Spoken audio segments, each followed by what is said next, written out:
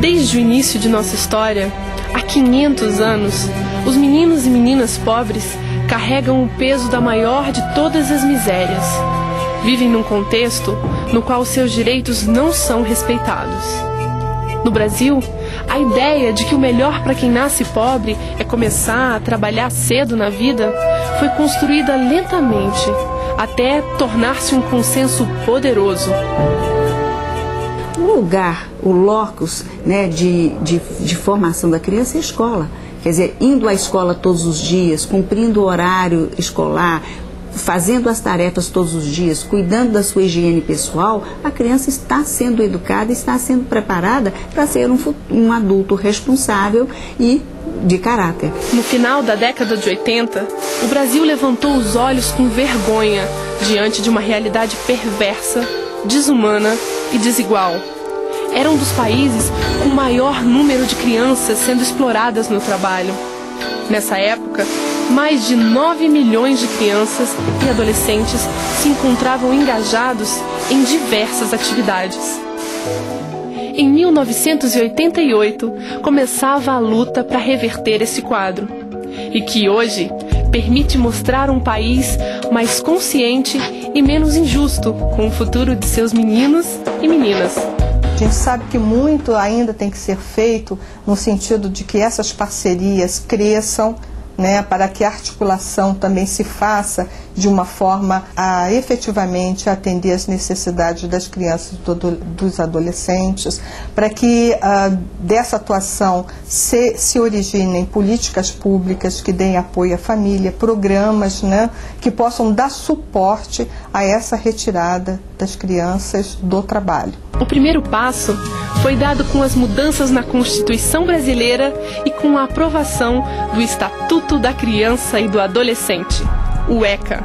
A nova Constituição consagrou o princípio da prioridade absoluta das meninas e meninos no atendimento de suas necessidades. O Estatuto ressaltou o desenvolvimento da estrutura político-institucional do país, para fazer valer os direitos de suas crianças e adolescentes, enfrentando, entre outros, o desafio da eliminação do trabalho infantil.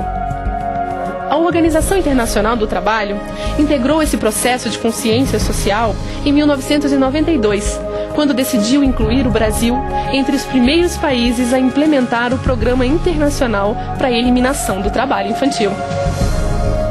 O Brasil é um país muito particular, se não diria o único que nesses últimos anos de convenção ou de programa de combate ao trabalho infantil foi um dos poucos países que conseguiu efetivamente reduzir em números absolutos e relativos o número de crianças empregadas no trabalho de forma irregular. Isso é fruto de um compromisso que o governo brasileiro e a sociedade brasileira em particular teve na implementação da Convenção 188. Teve início, então, uma série de ações das quais participaram governos, organizações de trabalhadores e de empregadores, ONGs e organismos internacionais. O objetivo era combater o trabalho infantil em todas as frentes onde ele existisse. O Brasil é um país que é reconhecido internacionalmente como um país que tem apresentado respostas inovadoras, criativas no enfrentamento, né, do trabalho infantil. Os dados também, né, nós fomos verificar a situação do trabalho infantil de 95 até 2001, as mudanças foram importantes em termos da retirada, né, de crianças do trabalho. Enquanto o número de crianças exploradas no mundo aumentou mais de 4 vezes entre 1992 e 2002, no Brasil, a Pesquisa Nacional por Amostras de Domicílio do IBGE comprovou que o número de meninos e meninas trabalhadores caiu em 40% no mesmo período. Os resultados são interessantes tendo em vista as nossas parcerias.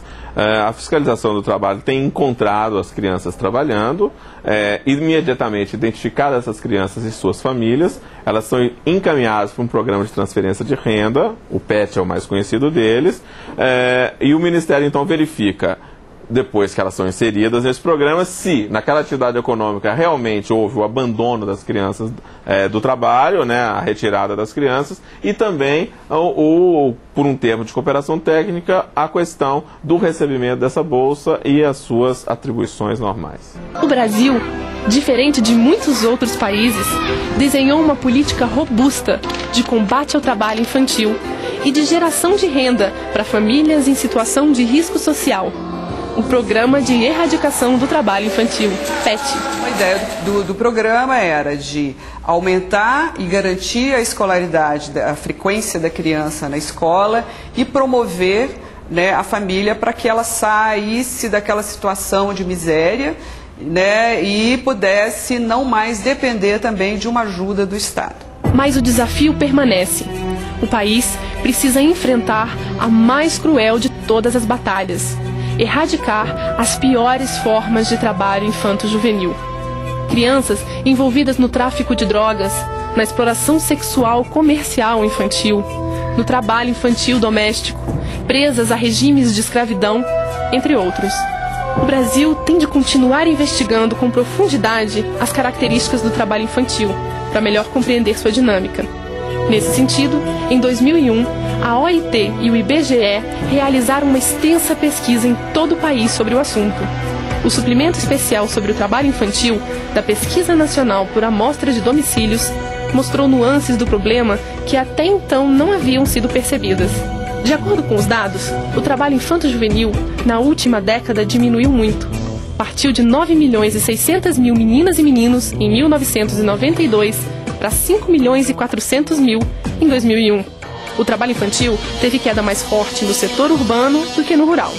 O trabalho na infância e adolescência ocorre com maior frequência no meio rural, em atividades agrícolas e em famílias que trabalham por conta própria, seja no campo ou na cidade. A relação entre sexo e trabalho infantil confirma que a maioria dos trabalhadores é do sexo masculino, que eles estão em ocupações diversas na região rural e na urbana. Nesse universo, as meninas estão em desvantagem. A maioria está no trabalho infantil doméstico, que é subestimado e não é pesquisado porque ocorre dentro das casas. O trabalho infanto-juvenil também concentra mais as pessoas de cor branca e parda.